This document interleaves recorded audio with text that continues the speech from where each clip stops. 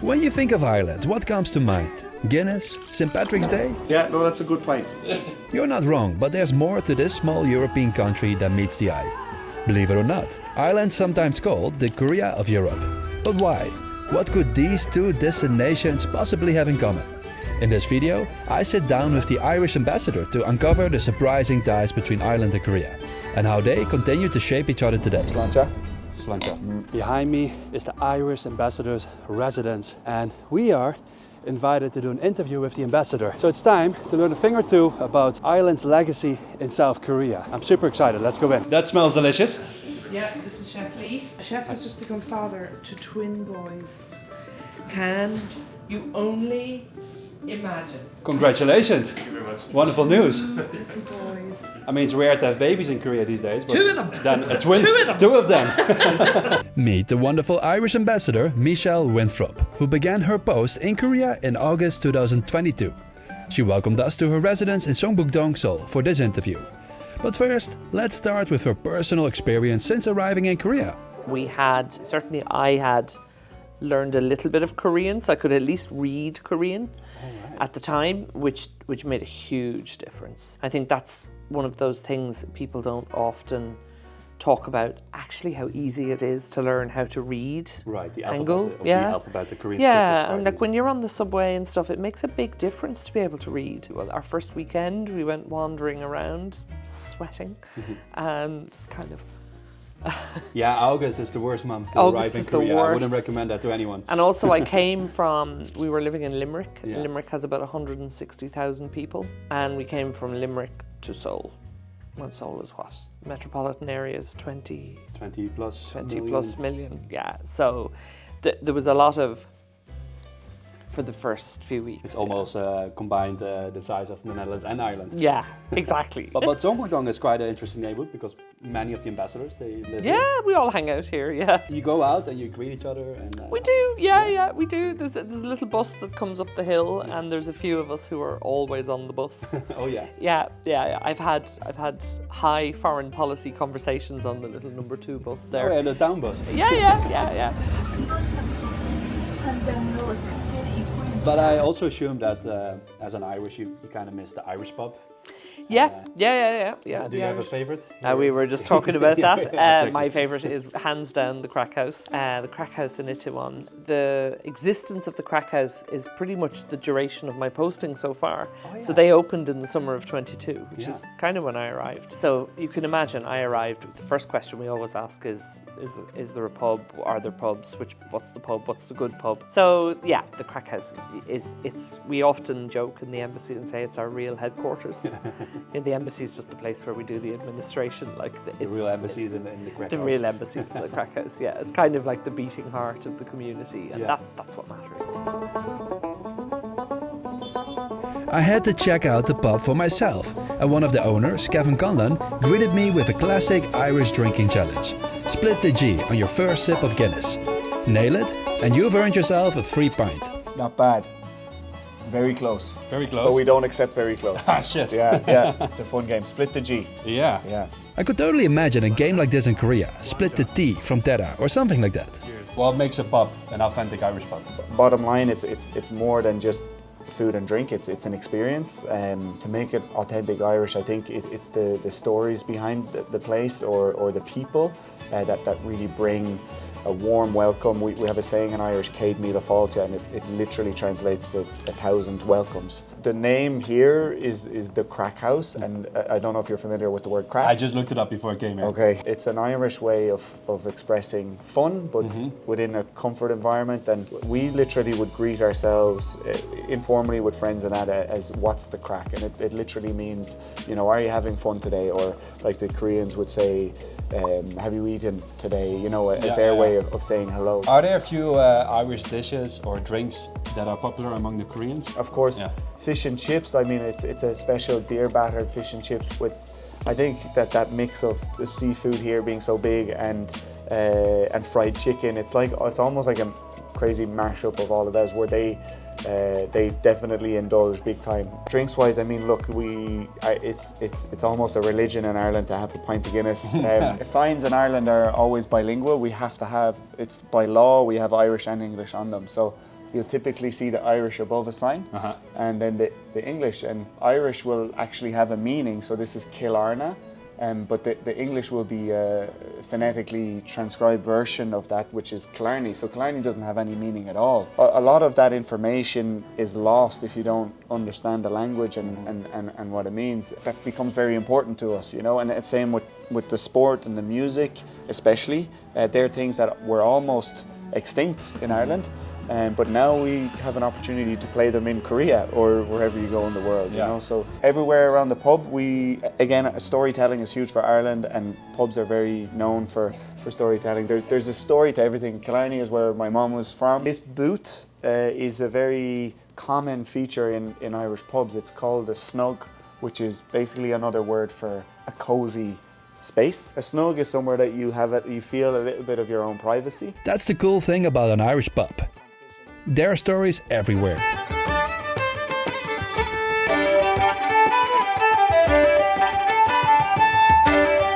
Well, let's talk a little bit about the history, because I know diplomatic relationships between Ireland and Korea. They're fairly young. Yeah, young enough. But then the missionaries, that goes way back. Goes way back. I think we have 3 main orders, you would say. The Columban missionaries are they're all Catholic. The Columban missionaries are the priests and nuns who have traditionally specialized in Asia. And the Columban priests are here since the 1930s. And then the Columban sisters came after them in the 1950s. So the Columbans are one group. And then we have the St. John of God brothers. And then we have the Capuchin friars, and they have been here since the 1980s. They're a little bit more lower profile. But certainly, you know, the Columbans and the St. John of Gods are what they have achieved in this country is phenomenal. And we are inordinately proud of them. Yeah. We're super, super proud of them. Because, as you say, our state-to-state relations are relatively new, 42 years this year. Those what we call people-to-people links just go back so much further. Right. And that's what that's the stuff that really matters. I went to meet Donald O'Keefe at the Columban headquarters, one of the senior Columban fathers who's been in Korea for 49 years. Yep, 49 years. That's a lifetime of dedication. He shared just one of the many achievements of the Columbans. Honestly, they've done so much, covering it all would take 5 or more videos. They had a contribution down in Chejudo, the one I mentioned. Oh yeah. Like the man who turned around basically the economy of the island. Yeah. And even today, if you go down, people would know about Isidore and MPJ, they call him. But his name is Patrick Joseph McClinchy. So PJ McClinchy. And M is his Korean name, MPJ, Shimbu. He introduced modern farming and livestock techniques that pulled communities out of poverty. Even President Park Geun-hye awarded this Irish priest with Korea's highest national honor at the Blue House. He introduced then, in latter years, you know, like as farming took off, he kept moving to new things. He built a huge centre for education for young people. He built a hospice, you know, a home for the aged, things for young people. Yeah. And then a retreat house. Now he died in 2018. You know, he was 90. Oh, wow. But I mean, the man he was always coming up with new ideas. They come to countries, they came to Korea not to convert people to Catholicism, but to just provide services. That is what really matters. And I think that's why Irish people are so proud of them, that it doesn't matter if you're Protestant or Buddhist or atheist or whatever. That kind of humanitarian impulse is what drives them all. Some of my missionaries who are still here will say, we even provide services to the Protestants.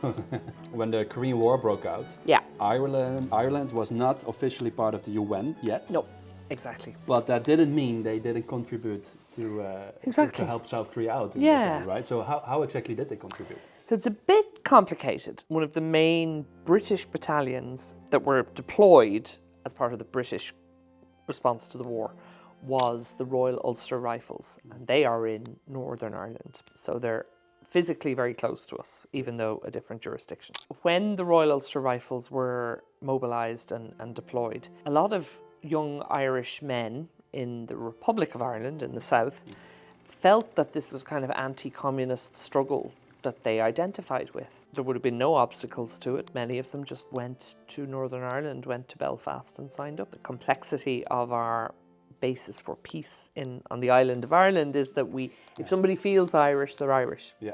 And so many of those troops that would have fought in the war would have been of a kind of Catholic nationalist background, and therefore would feel Irish and therefore are Irish. And then you had Irish people who were living and working in Canada, Australia, New Zealand, and of course the United States. Yeah. The United States is an interesting story because, as we understand it, many of the recently arrived economic migrants to the US would have been Irish, and they were told at the time that their leave to remain in the US was conditional on them fighting in the Korean War.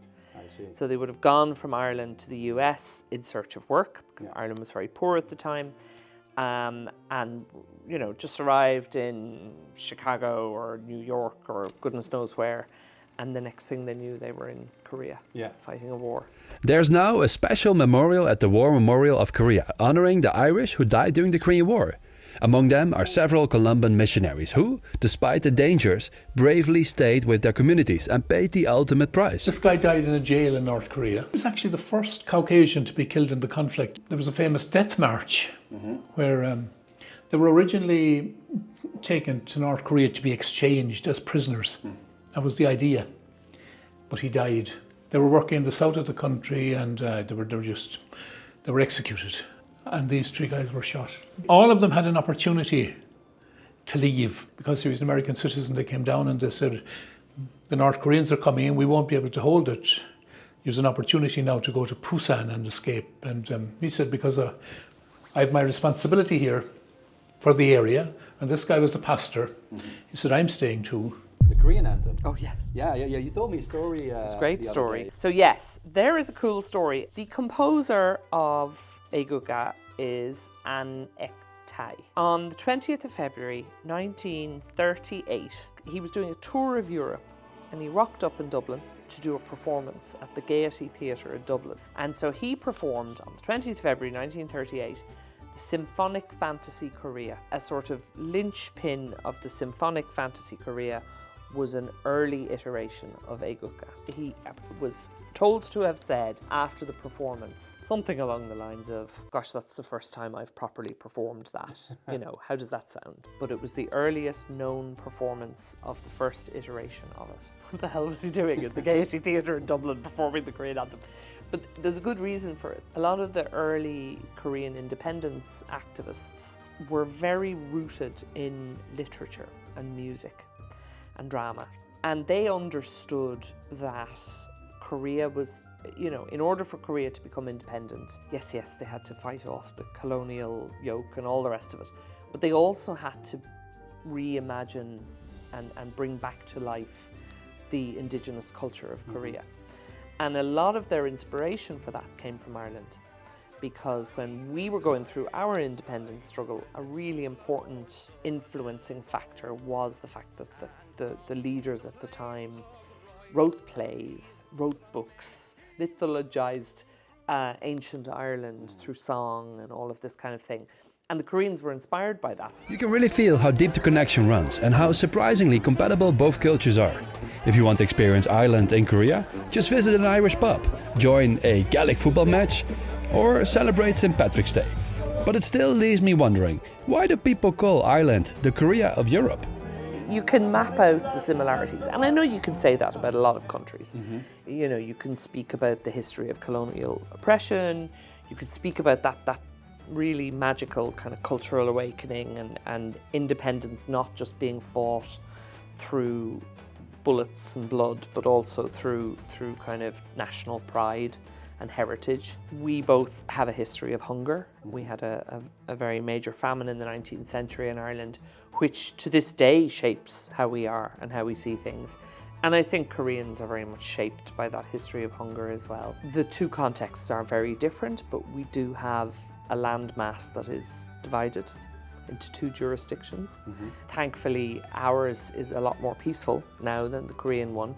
But I think that separation and that question of separation and identity and blood and culture and the complexities of that is something that we, I think, uniquely understand. So there's all of that, but actually, more in more modern times, there's some really interesting parallels. So we had decades and decades, respectively, of being poor and a little bit dysfunctional, if I'm honest. And interestingly, in the late 1980s, people often say that the hosting of the Olympics was kind of the beginning of the end of that dark period for Korea. Right? It was a moment of sunrise, or however you want to describe it. And there was a bit of a virtuous circle after that, and we see the products of that today. Fascinating, because in Ireland, we had decades of not great governance and pretty poor economic performance and mass emigration and so on. And something happened in 1990. We qualified for the World Cup for the first time. Oh yeah. And there was it kind of started this period of optimism and confidence that you could almost see was exactly paralleled over here in Korea. And we've never looked back, and Korea has never looked back. Importantly, I think Korea has a real love for its own heritage and culture, and so do we. Yeah. We take that stuff really seriously, and so does Korea. see that, yeah. And that's really nice. It's almost like a brother from another mother. Kind of, yeah, kind of. It is, it's weird. But it is funny. Go back to similarities, though. I always joke because whenever I talk to Koreans, I say, oh, you know, all these great similarities. And, oh, yes, our culture and our transformative economic performance. And yes, and history of hunger. Yes. But actually, if you scratch the surface a little, there's a lot of really funny similarities. Like, you know, sometimes we can be our own worst enemies. Sometimes we can be very little bit defensive, maybe. Sometimes we're a little bit superstitious. Not always great with alcohol.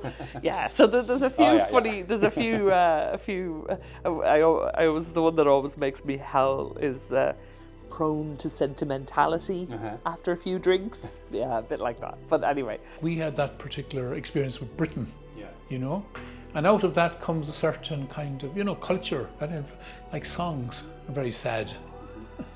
You know, they're always, like an awful lot of Irish songs are always about the love who went away, or, you know, and you know, a lot of them are reflecting, you know, the country, the way of recreating.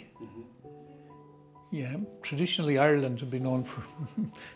Yeah, and Korea, Ireland used to take, you know, spirits and Guinness, I suppose, but here it was soju and mekju, you know. Right. So there was that similarity, I think, in terms of, you know, relaxing and, you know, letting things loose. It was fascinating to learn a little bit more about Ireland's legacy in Korea and what both countries share. I always enjoy discovering bridges between Korea and the rest of the world. And today, I even learned how to pour a proper Guinness. Slanche. The bubble in, you'll get rid of the bubble if you... Oh, not with your finger. Yeah, that's a sin, I know. Just with this. Like that. Yeah. Okay, and just let that sit. What's the punishment for that? Just don't put it on YouTube. Not bad at all, no spillage, decent head. I probably rushed you a little bit early to pour them, but no, not bad. Ah, shit.